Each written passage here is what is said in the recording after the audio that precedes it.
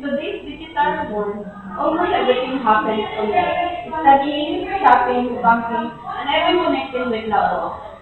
But while the internet makes life easier, it almost comes with threats.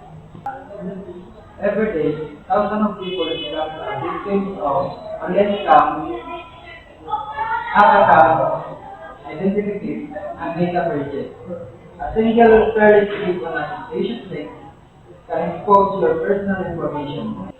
Cybersecurity is not only an IT problem. It affects students, families, businesses, and even the government services.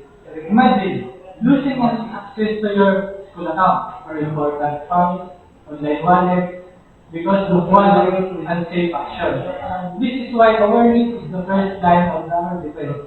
There are simple ways to stay safe online. Tip number 1.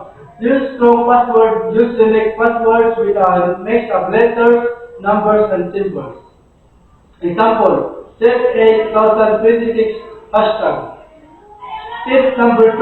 Enable two-factor authentication and add an extra layer of security through OTP codes or authentication apps.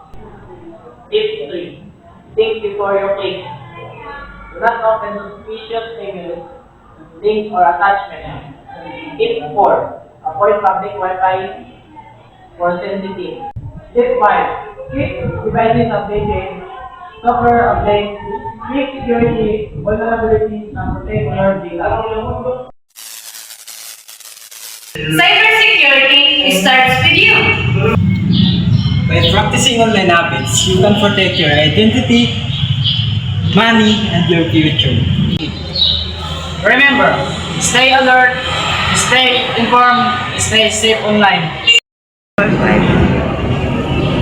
A safer digital world begins with one smart living.